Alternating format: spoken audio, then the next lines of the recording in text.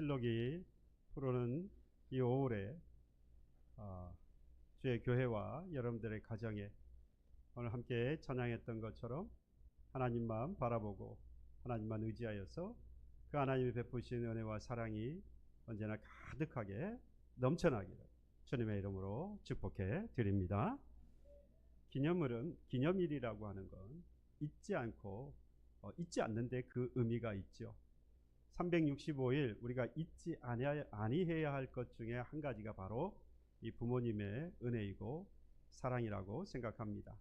오늘 특별히 어버이 주일을 맞아서 우리 부모님의 그 사랑과 그 은혜를 잊지 않겠노라 다시 한번 결단하고 그러한 삶을 사는, 그래서 하나님 앞에 영광을 돌리는 저와 여러분들 주의 가정이 되기를 다시 한번 주님의 이름으로 축복합니다.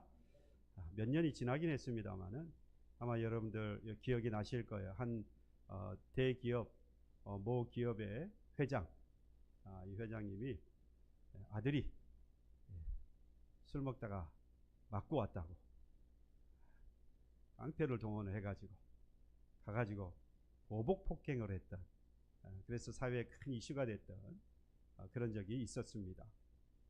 아들이 술 먹다가 시비가 붙어서 싸움을 했는데 맞고 온 거죠. 때리고 갔으면 조금 상황이 좀 달라졌을지 모르겠는데 맞고 오는 바람에 폭력배를 동원을 시켰어. 이 아버지가, 아버지 회장님이 폭력배를 동원시켜 가지고 그 때렸던 사람들을 보복 폭행하고, 그리고 아들에게 네가 맞은 만큼 때려라, 내가 나머지 다 갚아줄게. 그래서 뭐 상해를 입으면 뭐 여러 가지 물어줘야 되잖아요. 걱정하지 말고 그냥 갚아줘라, 때려라. 뭐 그때는 뭐 별 생각 없이 지나갔습니다만은, 물론 뭐 그때도 야 이게 이런 사회가 되었어야 되겠느냐 뭐 그런 생각을 하기도 했습니다. 지금 다시 생각해 보면 우리 사회에 삐뚤어진 부모의 마음, 잘못되어진 부정, 뭐 이러한 것들을 다시 한번 돌아보게 되는 그러한 사건이었습니다. 한국 사회에 특별히 이러한 일들이 시간이 지나갈수록 많이 늘어나고 있는 이유, 전문가들이 여러 가지로 의견을 내었습니다. 그 가운데 한 가지가 저출산이었어요. 저출산. 우리가 잘 아는 것처럼 세계에서 출산율 꼴찌가 바로 우리나라입니다. 여성 한 명당 지금 2022년 작년입니다. 여성 한 명당 출산율이 0.78명. OECD 가입 국가의 평균 출산율이 1.57명인가 그래요. 뭐 그러니까 절반 정도밖에 안 되는 겁니다. 현재 우리나라의 인구를 유지하기 위해서는 여성 한 명당 약 한 2.1명을 출산해야 한다고 해요. 그러니까 산술적으로만 본다면 지금 이대로 가면 언젠가는 우리나라가 사라질지도 모르겠어요.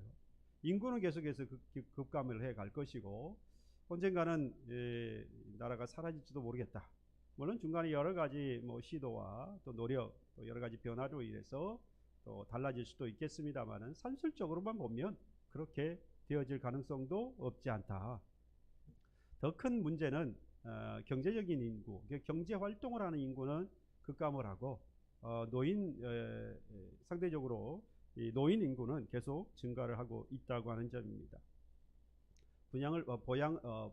보필을 받고 공양을 받아야 되는 인구는 점점 늘어나고 그들을 섬길 수 있는 능력을 가지는 경제 활동을 해야 하는 숫자는 점점 줄어든다. 사회적인 큰 문제가 아닐 수가 없죠. 또 이 저출산의 이유를 여러 가지로 분석을 해봤습니다. 우리가 잘 아는 것처럼 이 경제력, 그렇죠? 그 다음에 자녀를 출산한 이후에 그 아이들을 돌봐야 하기 때문에 그 부모가 사회로부터 경력이 단절되어지는 것, 그 다음에 그 자녀들을 계속해서 교육해야 된다고 하는 그 부담감, 경제적인 부담감. 아이를 키우면 어느 한 부모는 또 아이를 키워야 되기 때문에 경제적으로도 약해질 것이고, 그러니까 여러 가지 이런 부분들을 보면 저출산이 있을 수밖에 없는 우리 사회다. 특별히 우리는 이 교육에 있어서의 그 부담감이 참 크지 않습니까? 다른 자녀들을 키우는 가정들을 볼 때 정말 조금이라도 느슨해지면 우리 자녀들이 뒤처질까 하는 걱정 뿐만 아니라 또 이런 조사를 너무 잘해요. 그런 조사를 좀 안 했으면 하는 바람이 있는데 아이들을 교육할 때 드는 비용이 얼마다 뭐 이런 통계를 자꾸 내다 보니까 아이고야, 내가 벌어들이는 수입 가지고는 이 아이 제대로 키울 수 없겠구나. 그런 마음에 출산을 주저하게 되어진다는 것이죠. 그런데 이 저출산의 이유 가운데에서 아주 제 눈길을 끌었던 이유가 한 가지 있습니다. 바로 이 성인 연령에 대한 인식이 점점 늦어지고 있다라고 하는 겁니다. 그러니까 법적으로는 분명히 우리나라 같은 경우 만 18세 이상이 되어지면 성인, 어른이라고 말하죠. 근데 실질적으로 우리 사회가 생각할 때 경제적인 독립이 되어야 성인 또는 어른이라고 서로 인식을 한다는 거예요. 근데 문제는 뭐냐? 이 세월이 지나갈수록 시대가 지나가면서 이 경제활동, 그러니까 독립적인 경제활동을 할 수 있는 그 나이, 그 연령대가 점점 뒤로 물러나고 있잖아요. 뒤로 가고 있잖아요. 그러니까 평균을 따져서 우리나라는 한 28세에서 30세 사이 그 정도로 독립을 하고 있다라고 보는데 실질적으로 또 보면 그보다 훨씬 더 좀 늦지요. 이건 평균을 따져서 그렇고요. 그러다 보니까 이 스스로가 성인이 된다라고 하는 그 시점이 늦어지니까 결혼은 늦어지고, 그렇죠. 결혼이 늦어지니까 출산도 늦어지고, 아니면 그 출산 자체를 주저하거나 포기하는 그러한 일이 생긴다라는 이야기입니다. 저출산은 그래서 참 큰 사회적으로 국가적으로 문제가 되어서 정부라든지 지자체라든지 많은 예산을 투자를 해가면서 이 저출산 문제를 해결해 보려고 노력을 하고 있습니다만은 안타깝게도 정치적으로나 또는 뭐 제도 개선으로만 이 저출산이라고 하는 우리 이 사회의 문제를 해결할 수 있을까? 참 의문입니다. 다방면으로 노력해 보지만 쉽지 않은 일이다라고 하는 걸 우리 모두가 공감하고 있습니다. 그래서 그런지 한 목사님이 그런 이야기를 했어요. 앞으로 교회가 나서서 출산 장려 운동을 펼쳐야 한다. 그러니까 뭐 사회는 그렇다 치고 교회 안에서만이라도 자녀를 많이 출산할 수 있도록 격려하고 독려해야 한다. 그 말을 들으면서 뭐 맞는 이야기이긴 한데 무조건 강요하고 독려한다고 되는 일입니까? 교회도 자녀들을 출산했을 때에 도울 수 있는 그런 시스템을 구조를 뭐 만들어 가면서 그렇게 해야 되는데, 사실 사회도 정부도 사실 해결하기가 쉽지 않은 그 문제를 교회가 다룬다는 것은 결코 쉽지 않지요. 그냥 신앙으로 믿음으로 더 많이 나와야 된다라고만 말하기는 현실적으로 너무 어려운 상황이다라는 이야기입니다. 그 목사님의 말씀의 의도는 너무 잘 알겠는데 참 쉽지 않습니다. 말씀을 준비하면서 정말 옛말이긴 합니다만은, 자, 우리나라도 인구 과밀이었을 때가 분명히 있지 않았습니까? 1960년대에 제가 살펴봤더니 1960년대에는 저는 없었어요. 1960년대에 우리나라 초등학교, 그때는 이제 국민학교죠. 한 학교의 평균 어린이들이 학생이 약 한 8,000명 정도. 그러니까 이거 오전 오후반으로 운영을 한 거죠. 학교가 다 수용할 수가 없으니까 한 주는 뭐 오전, 한 주는 오후 뭐 이렇게 돌려가면서 아이들을 가르쳤던 그런 때도 있었습니다. 정말 콩나물 시루가 따로 없었겠죠. 그때 그래서 표어가 뭐였느냐, 덮어놓고 나타보면 거짓골을 못 면한다. 그러면서 그냥 광고를 정부에서 그렇게 많이 광고를 하기도 했지요. 공익 광고로. 1970년대 들어와서는 조금 바뀌었습니다. 아들, 딸 구별 말고 둘 만나 자기를 자. 남녀 선호 사상이 좀 팽배했던 우리나라이었기 때문에 특히나 이런 부분에 있어서 강조를 많이 했습니다. 근데 이게 1980년도에 와가지고요 쭉 바뀌었습니다. 하나나, 여러분들 들어보셨는지 모르겠어요. 하나나 젊게 살고 좁은 땅 넓게 살자. 둘도 많다, 하나 낳자. 뭐 이런 것들. 그래서 80년대 들어오면 이제 둘에 대한 부담감도 갖게 되었습니다. 근데 지금은 뭐 말이 안 되죠. 출산 장려 정책으로 바뀌었습니다. 그래서 국가에서도 많이 독려하고 있는데, 문제는 이제 국민 스스로가 이 결혼 연령에 있는 그런 젊은 세대들이 스스로 표어를 만들어냈어요. 우리끼리 잘 살아보자. 더 이상 자녀들에게 인생을 투자할 이유가 없다. 이 아이들에게 인생을 투자하다 보니까 자신이 희생되더라라는 겁니다. 제가 아내하고 이야기하면서 간혹 그런 이제 부부들의 사례를 듣거나 보게 되어졌을 때에, 과연 그 자녀들에게 나의 시간을 투자하고 나의 삶을 투자하고 희생하는 것이 그야말로 낭비가 맞느냐? 그게 과연 낭비일까? 그게 바로 수고일까? 여러분 어떻게 생각하십니까? 이미 결혼하고 자녀를 낳지 않기로 생각한 그들의 생각에는 뭐 그거 자체, 희생 자체가 필요 없다라고, 나의 삶을 깎아먹는 것이라고 이미 생각했기 때문에 출산하지 않으려고 하겠지요. 제 기억에 교회도 그래서 이미 큰 영향을 받고 있는데요. 과거에 여러분들도 기억해 보시겠습니다만은 이 학교 외에 가장 아이들이 많이 모였던 곳이 교회였습니다. 그렇죠. 교회에 가면 아이들이 그냥 바글바글 했어요. 그래서 북을 들고 동네 한 바퀴를 이렇게 치면서 돌면 아이들이 졸졸졸졸 따라옵니다. 그래서 성경학교도 그렇고 어린이 주일학교도 그렇고 참 쉽게, 지금 생각하면 너무 쉽게 부흥을 했다라는 생각이 듭니다. 저도 처음 신앙생활하는 곳이 작은 교회였어요. 근데 어른들은 그렇게 많지 않은데 아이들은 또 많았어요. 근데 그게 어느 교회나 가지고 있었던 특징이었죠. 문제가 뭐였느냐? 아이들이 많으니까 가르칠 교사가 없는 거예요. 저도 이제 중3 때 그 교회에 가서 신앙생활 시작했는데 얼마 지나지 않아서 중1짜리 아이들을 교육하기 시작했어요. 선생님이 돼버렸어요. 가르칠 사람이 없을 만큼, 부족할 만큼 아이들이 너무 많았던 겁니다. 지금 생각해보면 상상할 수 없는 그런 일이 되어버렸습니다만은, 여러분 그러다 보니까 사실 여러 가지 부작용이 생겼습니다.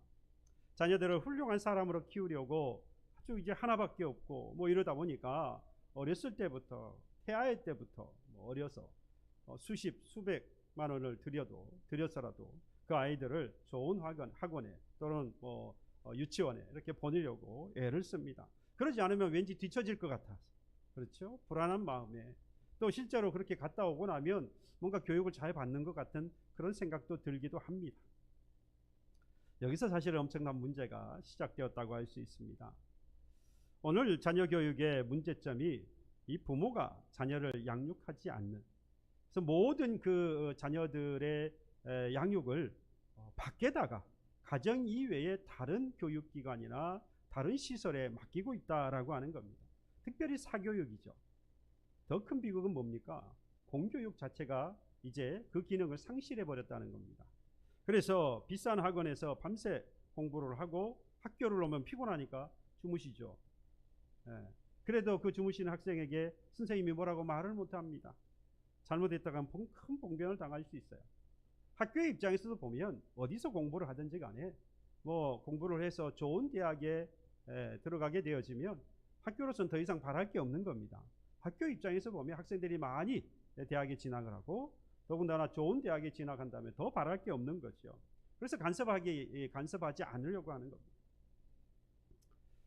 요즘 희한한 세상이 됐습니다. 여러분들 들으셨는지 모르지만 이제 그 자녀들이 성장을 해서 취직을 했는데요. 실제 있었던 일입니다. 이 아이가 이제 취직을 해서 대기업에 취직을 했어요. 근데 발령이 지방에서 난 겁니다. 지방으로 발령이 났어요. 엄마가 전화를 했습니다. 인사과에. 우리 아들은 지방에서 일할 수 없습니다. 그럴 아들이 아닙니다. 본사로 보내주세요. 야, 참 앞으로는 어떻게 할까요? 마음에 안 들면 상대로 고소고발을 하고 법적 대응을 하지 않을까. 부모님들이 좀 교육 수준이 높아져 가지고 뭐 그 정도는 아무것도 아니죠. 자식을 위해서라면 뭐 내가 욕을 좀 먹더라도 내가 좀 무리를 하더라도 자식이 잘 될 수 있다면 뭐 그거 별 크게 상관하지 않는다는 이야기입니다. 뭐 그럴 경제적으로나 또 다른 어떤 여력도 생겼기 때문이죠. 좋은 부모로부터 좋은 영향을 받고 성장하는 아이들의 수가, 자녀들의 수가 점점 줄어들고 있다는 겁니다. 오늘 이것이 바로 우리들이 안고 있는 아주 심각한 자녀 교육에 대한 또는 자녀 양육에 대한 문제점이라고 할 수 있습니다. 여러분, 좋은 부모가 가정에서 자녀를 양육해야 합니다. 그래서 부모가 이 세상에서 가장 최고의 교사이고요. 부모가 이 세상에서 가장 훌륭한 제사장이고 목사인 겁니다. 누구도 그 일을 대신할 수 없어요. 가정에서 부모가 자녀를 위해 신앙교육을 해야지 교회가 대신할 수 없다 이 말입니다. 여러분, 저에게 간혹 우리 아이 이렇게 좀 해서 지도해서 교회도 좀 잘 나오고 또 생활도 좀 잘하게 해달라고 부탁하고 기도하는데요. 저 못합니다. 뭐 기도하는 거는 하겠지만 여러분, 그 아이들이 생활하는 건 거의 학교나 학원이나 가정 아닙니까? 교회는 주일학교예요. 주일에 열리는 학교입니다. 그것도 뭐 아침부터 오후까지도 아니고 일주일에 주일 1시간 와서 교육받고 가요.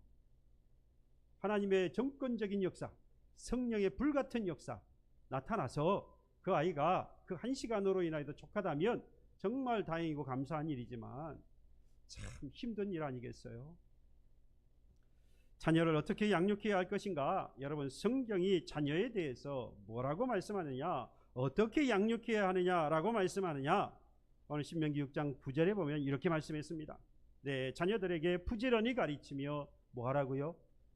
예, 가르치라고 말씀했습니다. 누구에게요? 부모에게 가르치라고 했어요. 그래서 그 다음에 이렇게 말합니다. 집에 앉았을 때든지 길에 갈 때든지 누워있을 때든지 일어날 때든지 이 말씀을 강렬하게 같이 가르치라 이 말이에요. 누구에게요? 예, 부모에게요. 그래서 뭐라고 말합니까? 내 자녀를 누가 가르치라? 부모가 가르치라. 예, 부모에게 가르치라고 오늘 말씀합니다. 이걸 지금 지금 제 신명기 6장에서는 하나님의 말씀으로 아주 좋게 이렇게 표현을 했지만 지금 이렇게 그냥 딱 표현한다면 네 자식은 네가 뭐 해라? 책임져라 이거예요. 가르치라 그러니까 되게 좋은 말이잖아요. 책임지라 이 말이에요. 누구도 내 자식을 바르게 양육할 수 없습니다. 부모에게 자기 자식을 가르치고 책임지라고 하는 것, 이건요 가정이 자녀 교육에 가장 좋은 장소라는 말씀입니다. 가정만큼 자녀들을 가장 잘 양육할 수 있는 곳이 또는 가르칠 수 있는 곳이 없다라는 이야기예요. 이 시대가 비극인 것은 이걸 간과하고 있다는 겁니다. 이걸 무시하고 있다는 거예요. 그럼 여기서 우리가 또 한 가지, 그러니까 가장 교육할 수 있는 사람은 부모이고, 잘 교육할 수 있는 사람은, 가르칠 수 있는 사람은 부모이고, 그래서 그 가정이 중요하다는 것인데, 여기서 더 중요한 것 또 한 가지가 있죠. 그 책임을 지고 그 자녀를 가르칠 수 있는 그 부모가 먼저 어떤 부모가 되어야 하겠습니까? 당연히 좋은 부모가 되어야 하겠죠. 그래서 좋은 부모가 좋은 자녀를 만드는 겁니다. 자녀들이 귀한 사람으로, 훌륭한 사람으로 이 사회에 공헌을 하고 하나님 앞에 쓰임을 받는 그런 자녀가 되기를 여러분들 원하시지 않습니까? 그렇다면 무엇보다 부모된 바로 여러분들이, 바로 내가 먼저 좋은 부모, 훌륭한 부모가 되어야 하는 겁니다. 그러기 위해서 부모된 여러분들 스스로에게 투자를 하셔야 돼요. 자녀들이 잘 되기 위해서 시간도 투자하고 돈도 투자하고 할 수 있는 것이라고 한다면 모든 것을 자녀들에게 투자하잖아요. 투자해야 잘 되는 거 아시죠? 들어가는 게 있어야 나오는 게 있죠. 좋은 부모가 되려면 스스로에게 여러분들 투자해야 됩니다. 자녀들에게 모든 것을 다 투자하지 마시고, 정말로 빚을 내가면서 자녀들에게까지 그렇게 하는 것 좀 줄이시고, 아이들, 자녀들이 잘 되기를 소망하신다면 부모된 여러분들에게도 스스로 투자하시고, 아니 그것이 더 먼저입니다. 왜? 좋은 부모가 되어야 합니다. 돈도 투자하셔야 되고요, 시간도 투자하셔야 됩니다. 나는 변하지 않으면서 자식은 좋은 학교에, 좋은 곳에 보낸다고 해서 여러분 스스로에겐 그러지 않으면서 자녀들에게만 그것을 요구한다는 것, 그래서 만약에 되어졌다고 한들 여러분, 그런 자녀로 인하여서 마음 졸여하고 속이 까맣게 타들어간 그런 자녀들, 그런 부모들 우리 주위에서 많이 보지 않습니까? 좋은 자녀, 좋은 훌륭한 자녀를 만들고 싶다면 부모들이 자신이 변화시키는 데에, 자신을 훌륭한 사람으로 만드는 데에 시간도 물질도 들여야 하는 겁니다. 오늘 그 본보기가 되어지는 가정이 오늘 본문에 나와요. 두 가정이 등장하지요. 한 가정은 당시 최고의 엘리트 가정이라고 할 수 있는 대제사장 엘리 제사장의 가정입니다. 이 엘리 제사장에는 홈니와 비느하스라고 하는 두 아들이 있었습니다. 또 한 가정은 아주 일반적이고 당시 이스라엘의 아주 보편적인 레위 지파에 속한 그 가정, 한 가정입니다. 엘가나와 아내 한나, 그리고 그 사이에서 태어난 사무엘이라고 하는 그 아들이 있는 가정입니다. 정말 아주 일반적인 가정이에요. 결론부터 말씀을 드리면 엘리 제사장의 두 아들은 전장에서 죽음을 맞습니다. 그냥 죽은 게 아닙니다. 전장에 나가서 장렬하게 전사한 그런 군사와 같은 그런 모습이 아니에요. 비참하게 하나님의 징계, 하나님의 심판을 받고 비참하게 죽은 사람들입니다. 엘리 제사장이라고 다르지 않았습니다. 엘리 제사장의 부인은 성경에 등장을 하지 않아요. 엘리와 그리고 두 아들만 등장을 하는데요. 아마 이 신학자들은 연구하면서 일찍 죽었다 뭐라고 보고 있습니다.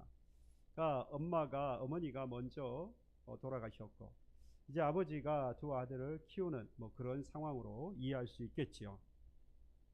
그래서 그랬을까요? 나중에 이제 그 증거도 제가 여러분들에게 말씀을 드리겠습니다만은, 이 엘리 제사장은 바로 이 두 아들을 정말로 잘못된 그런 사랑으로 그들을 감싸 안았던 것으로 봅니다.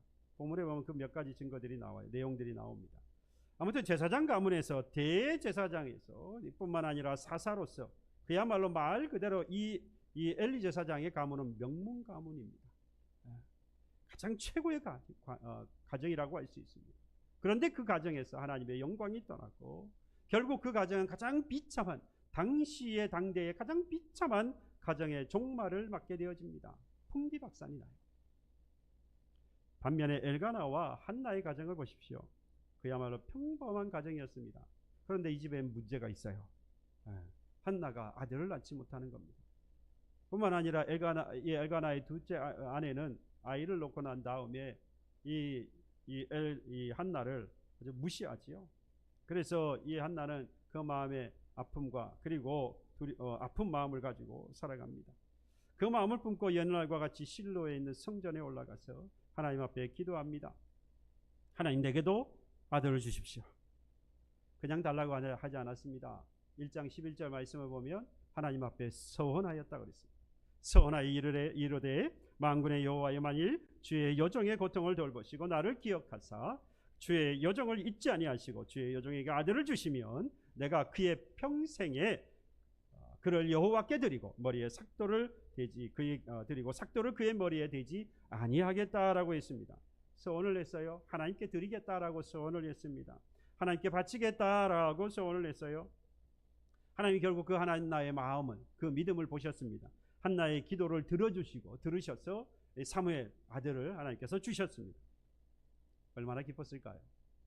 그토록 바랬던 아이들이 없어서 상대로부터 비아냥도 당하고 손가락질도 당하고 무시도 당하고, 사람이 감정이 있어서 무시를 당하면 극복하기 쉽지 않죠. 이 한나가 그런 상황에서 하나님 앞에 기도해서 응답받고 그래서 아들이 생겼어요. 얼마나 기뻤겠습니까? 말로 다 할 수 없지요.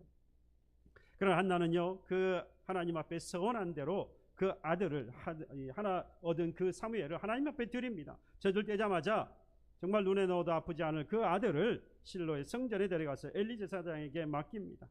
고백합니다. 이 아들은 내 아들이 아니라 하나님의 자녀입니다. 여러분, 이게 얼마나 큰 결단인지, 얼마나 어려운 결단인지 우리는 잘 모릅니다. 안 해봤으니까요. 우리가 많은 실패하는 경우를 보면요, 특별히 신앙에 있어서 신앙과 우리가 가지고 있었던 믿는다고 했던 그 신앙과 그리고 사람의 감정을 바탕으로 하는 인정, 자녀를 사랑하는 건 그야말로 사람의 기본적인 마음이죠. 그 자녀가 너무 사랑스러운 것과 하나님 앞에 기도하여서 서원하였던 것, 여러분 이것을 현실적으로 놓고 보면 어느 쪽으로 마음이 자꾸 기울겠습니까? 자녀에 대한 마음이 훨씬 더 눈으로 보이는 그 자녀에 대한 마음이 커져요. 이전에 기도했던 서원했던 것은 점점점 얼마든지 바꿀 수 있어요. 사람이 그런 마음이 생깁니다. 여러분 이렇게 인간적인 일반적 그런 마음에 자꾸 휩쓸리다 보면 신앙의 실패를 경험하게 되어집니다. 여러분들 자녀를 키우면서 언제 가장 기쁘셨습니까? 키우면서 이 아이가 나한테 효도하는구나 라고 생각할 때가 여러분 언제셨어요? 용돈 많이 줄 때? 그럴 때도 물론 기쁘겠습니다만 제 생각으로는 이 아이들이 막 걷기 시작하고 막 말하기 시작할 때 엄마 아빠 옹알이 하듯이 이야기하고, 그리고 뭐를 붙잡고 하나씩 걸으려고 할 때, 아니 뭐 그게 그렇게 대단하다고 엎드려 있다가 기기 시작하면 우리 대단한 아이 같아.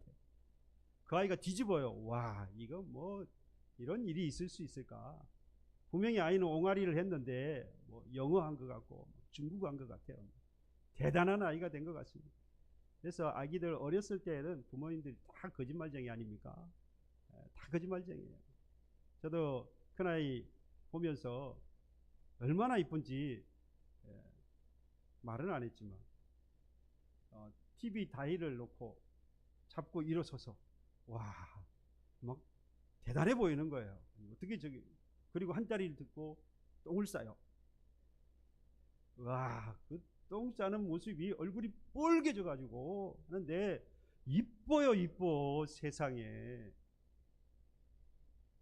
자식 똥 누는 게 이뻐 보이는 사람 아마 저만 그러지 않을걸요. 여러분들도 아마 그러셨을 거예요.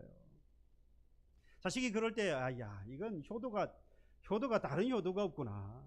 이 아이가 이렇게 커가는 모습이 바로 이 부모의 입장에서는 더 큰 효도가 없지 않겠습니까? 그런데 한나는요, 젖을 떼자마자 그 아이를 떼어서 하나님 앞에 드렸습니다.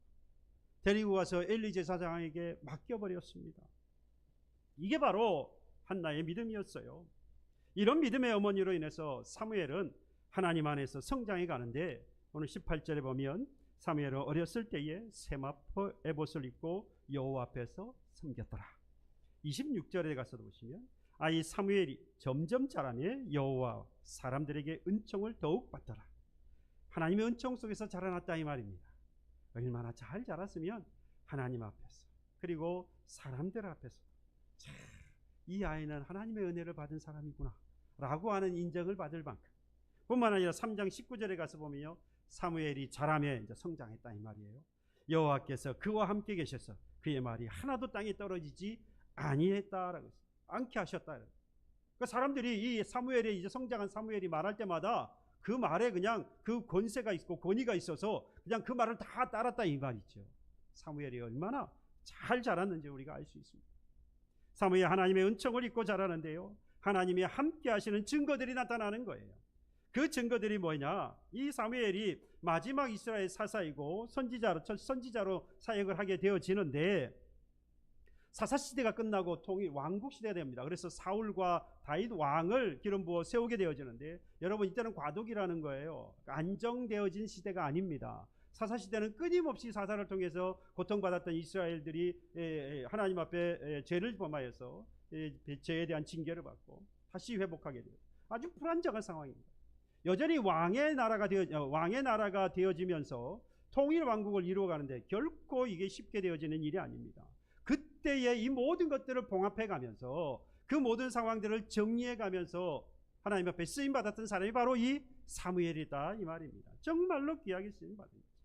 타락한 시대에 뿐만 아니라 사울과 다윗 왕을 세우고 새 역사를 이루는데 가장 귀하게 쓰임 받은 위대한 인물 바로 사무엘입니다. 얼마나 위대했는지 그의 죽음을 보면 알 수 있어요. 사무엘상 25장 1절에 보면 사무엘이 죽게 되어지는데 온 이스라엘 백성들이 그의 죽음을 애도했다라고 했습니다. 너무나도 귀한 지도자를 잃어버렸다는 것이죠. 온 백성이 사무엘의 죽음을 안타까워했습니다. 사무엘의 죽음을 애도했어요.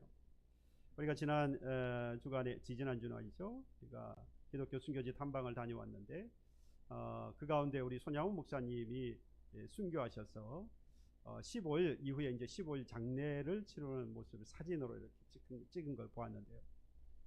뒤에 이게 상여가 나가고 그 뒤에 행렬이 사진에 다 담기지 않았어요. 이렇게 해서 쭉 찍었는데도 뒤에 다 담기지 않았어요.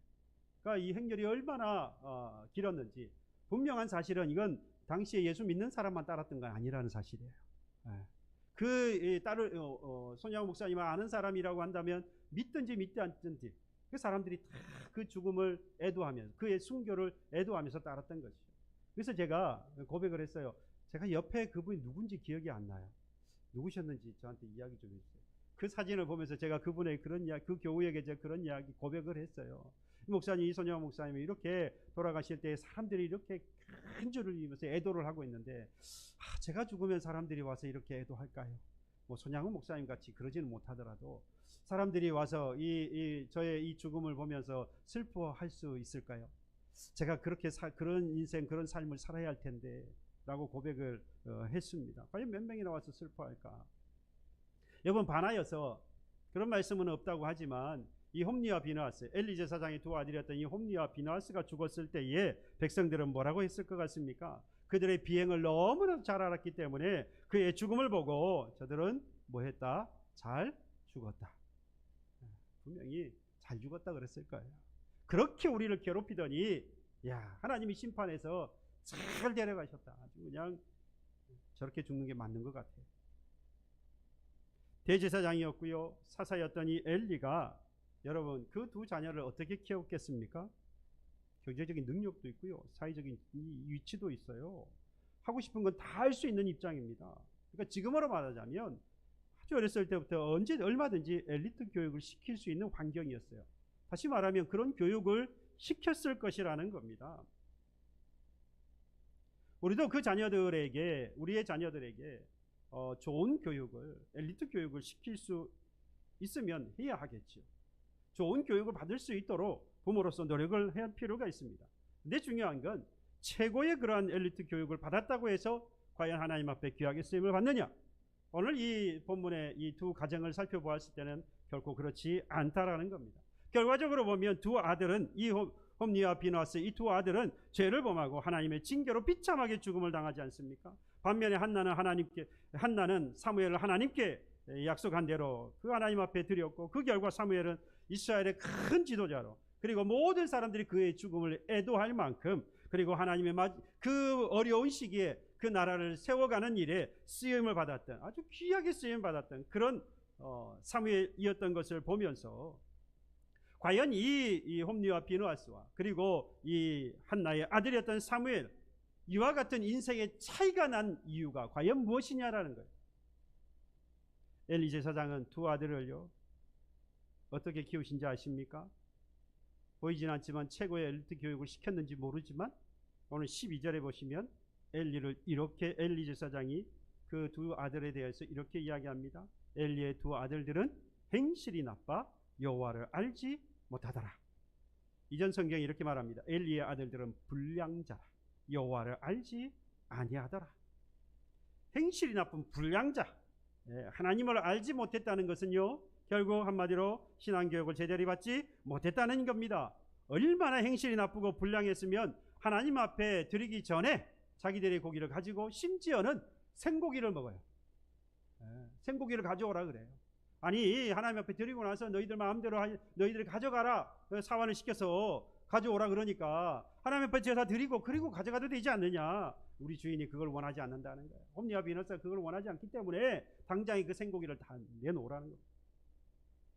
17절에 보면요, 이 소년들의 죄가 여호와 앞에 심히 크면 그들이 여호와의 제사를 멸시함이었더라. 엘리의 두 아들 홈리와 비느하스는요 여호와의 제사를 멸시했습니다. 뿐만 아니라 22절 이하에 가서 보시면요, 성전, 그러니까 회막 문에서 수종드는 여인들과 동침을 합니다. 무서울 것이 없는 불량배이고요, 세상에 이런 망나니도 없는 거예요.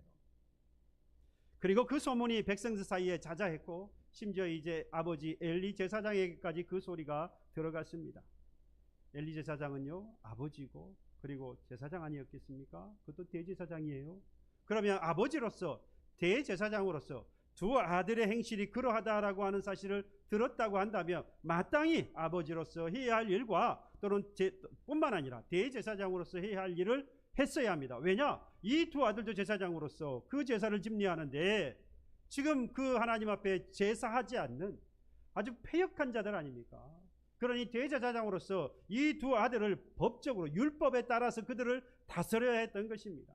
당연히 엄하게 책망을 하고 율법대로 죄값을 치르도록 했어야 해요.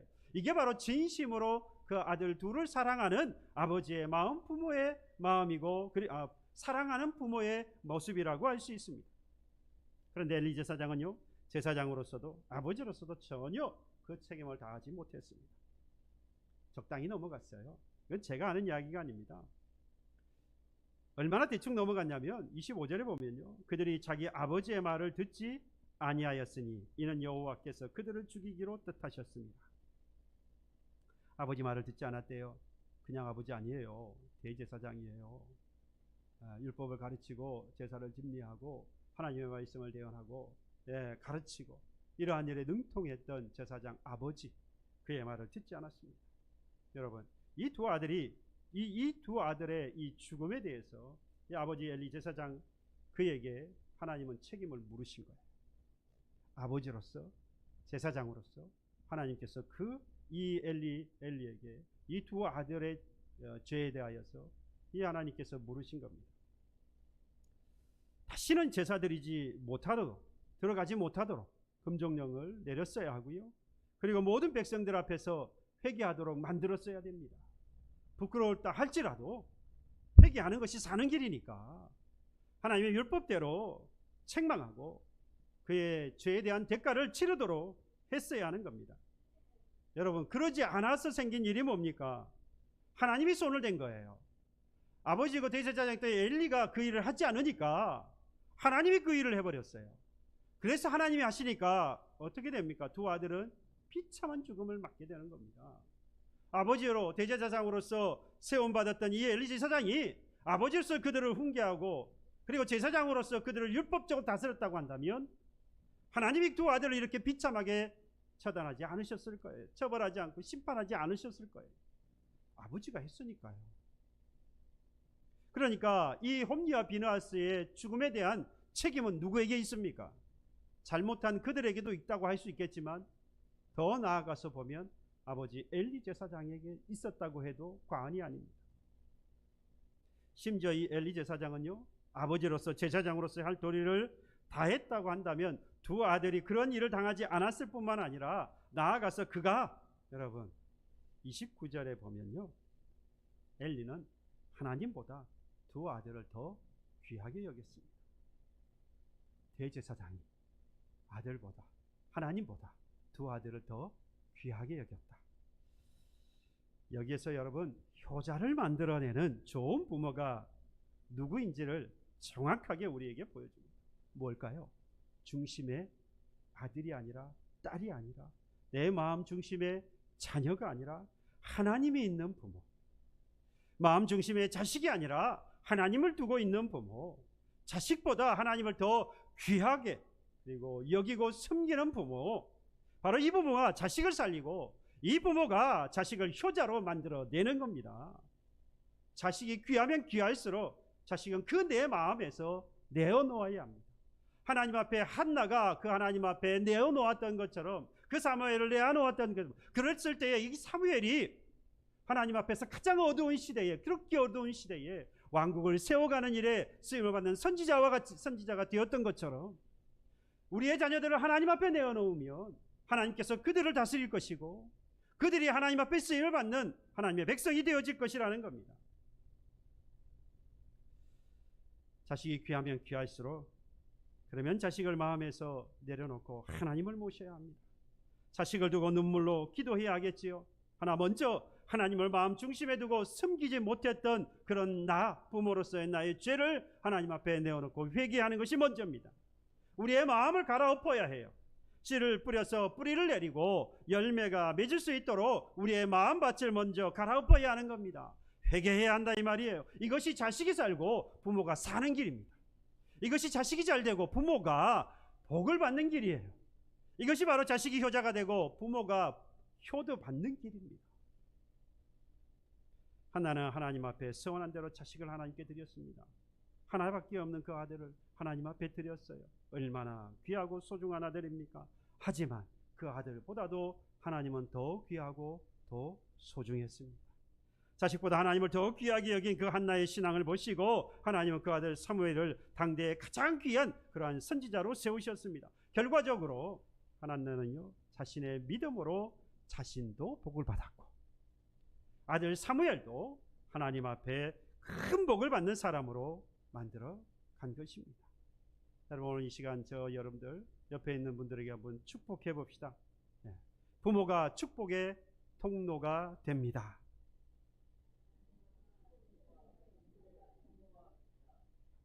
우리 자녀들이 하나님께 복받는 복의 통로가 됩시다. 다시 해드릴게요. 우리 자녀들이 하나님께 복을 받는 축복의 통로가 됩시다. 누가요? 누가? 예? 누가? 부모가. 자녀들이 여러분 다 컸어도 괜찮습니다. 나이가 들수록 더 좋은 부모로 변화되어져 가기를 간절히 소망합니다. 먼저 하나님 앞에 우리의 모든 죄를 고백할 줄 아는, 회개할 줄 아는 부모가 되시기를 바랍니다. 하나님 말씀대로 훈계하고 가르칠 줄 아는 부모가 되시기를 바랍니다. 하나님의 자녀보다 하나님을 자녀보다 더 귀하게 여기고 섬기는 그런 부모가 되시기를 바랍니다. 이런 부모가 바로 좋은 부모이고요. 이런 좋은 부모가 되면 나로 인하여서, 그런 부모로 인하여서 그런 좋은 자녀들이 되어지는 것이죠. 그 자녀들이 잘 살 것이고요. 부모에게 효도를 다하는 그런 좋은 자녀들이 되어질 것입니다. 효자를 만들어내는 좋은 부모가 되기를 주님의 이름으로 축복해드리고, 나아가서 대대손손으로 하나님께서 자손 대대를 이어 귀하게 하나님께 쓰임을 받는 믿음의 그런 명문 가문이 되어지기를 주님의 이름으로 축복합니다. 찬양하겠습니다. 찬송가 500